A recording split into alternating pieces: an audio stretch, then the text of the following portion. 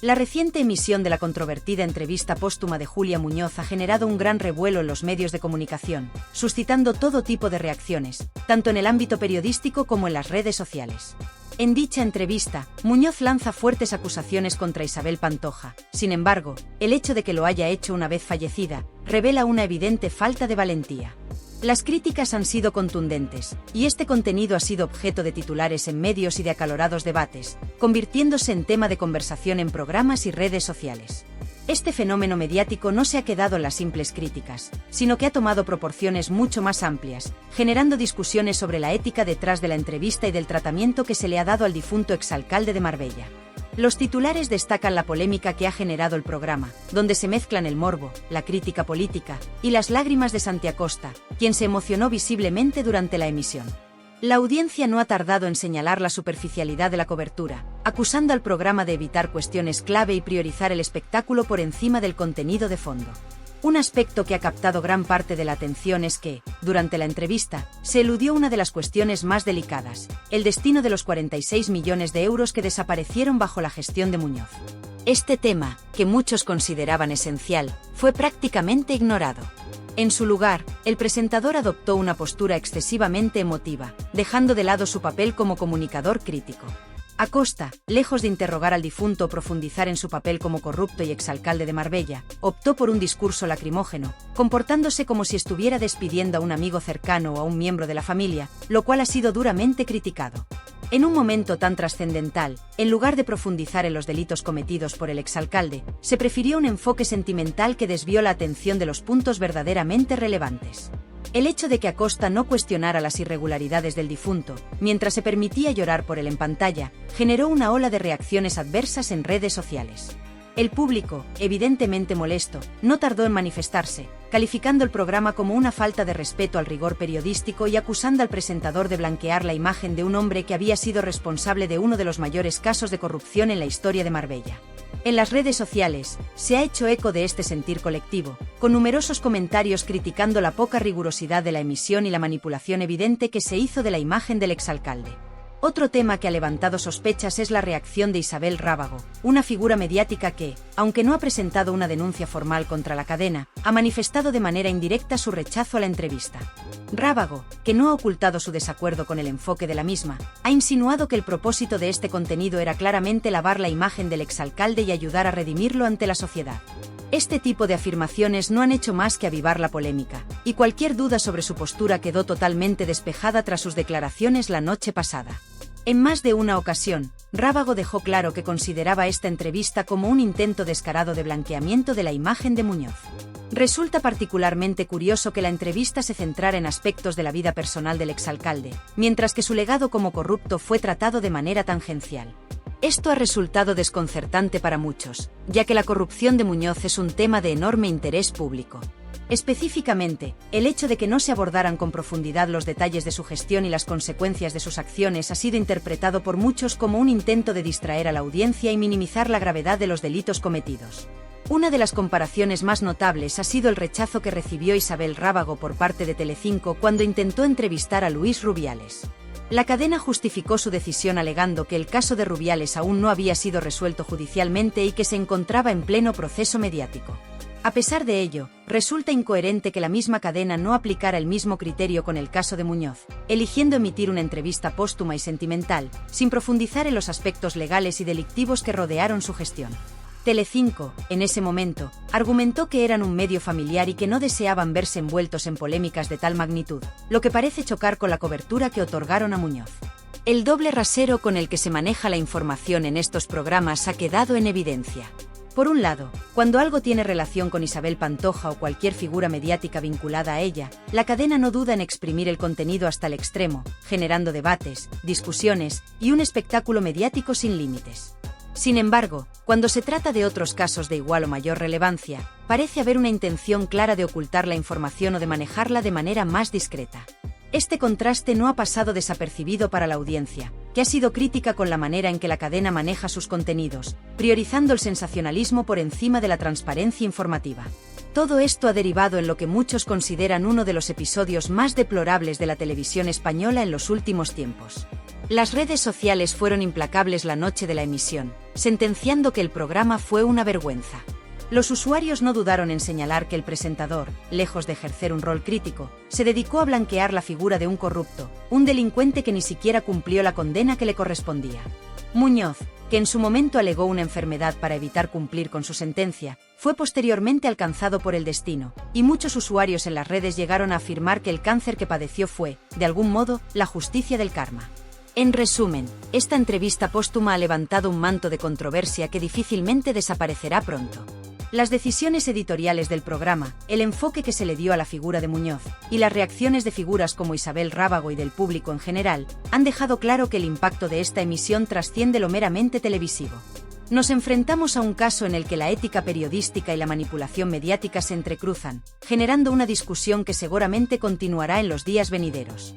El día de ayer trajo consigo una nueva oleada de polémicas en torno al caso de Maite Zaldívar y los 46 millones de euros que desaparecieron durante su vínculo con el exalcalde de Marbella, una historia que continúa resonando en el imaginario colectivo debido a la magnitud del escándalo.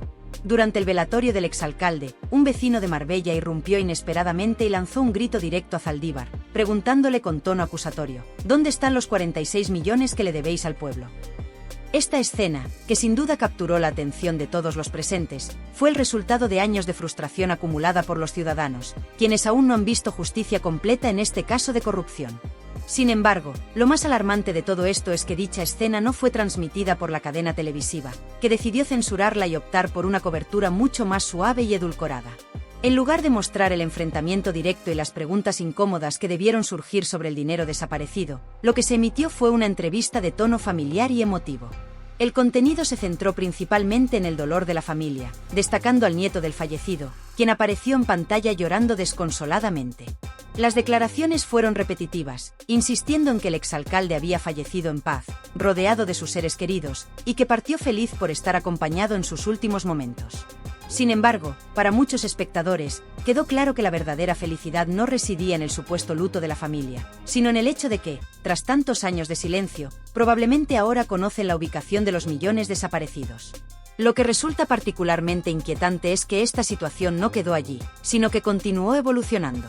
Durante la mañana siguiente, el programa La Mirada Crítica abordó no solo este escándalo relacionado con Maite Zaldívar y los fondos desaparecidos, sino que también hizo referencia a las fotografías recientemente publicadas del rey emérito junto a Bárbara Rey, lo que añadió otro nivel de controversia a la jornada. La presentadora del programa, que optó por una postura distante ante estos temas delicados, formuló una pregunta que, sin duda, resuena en la mente de muchos ciudadanos: ¿dónde está el dinero que aún no ha aparecido? Además, hizo alusión directa a Zaldívar, refiriéndose a ella de manera un tanto ambigua como su mujer, exmujer, pareja o lo que sea, lo que refleja el desconcierto sobre su papel actual en la vida del fallecido y su relación con los millones que se esfumaron. Pero lo que ha causado mayor indignación y sorpresa ha sido la actitud del periodista Santi Acosta durante la transmisión del programa.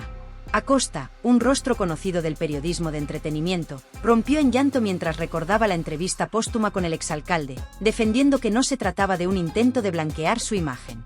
Afirmó que el caso ya había sido judicializado, que existían condenas, y que, por lo tanto, no se pretendía ofrecer ninguna redención pública al difunto.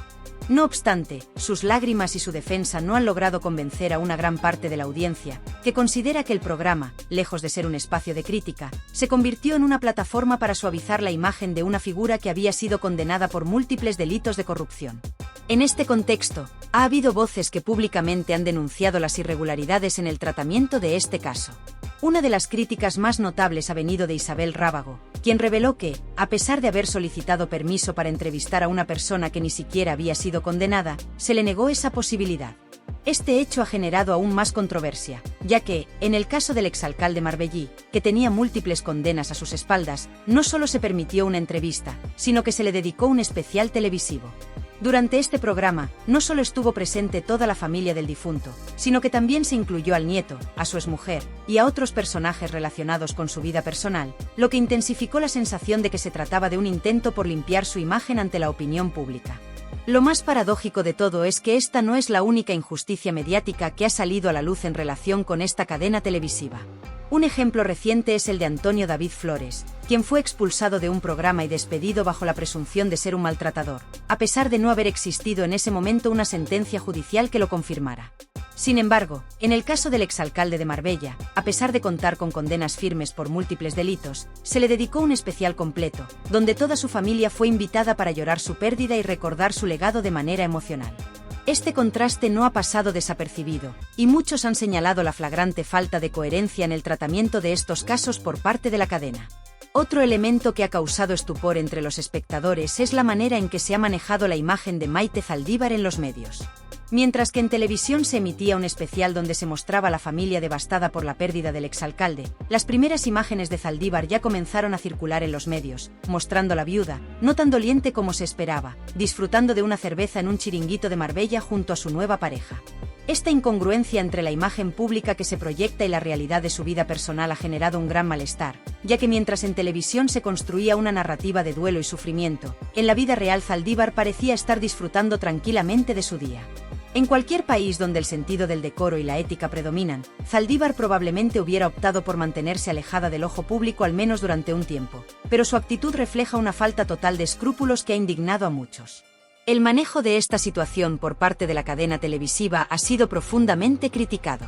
Lejos de adoptar una postura de crítica y de ofrecer una cobertura imparcial, han optado por convertir todo el asunto en un espectáculo mediático, donde el sensacionalismo prima por encima del contenido informativo.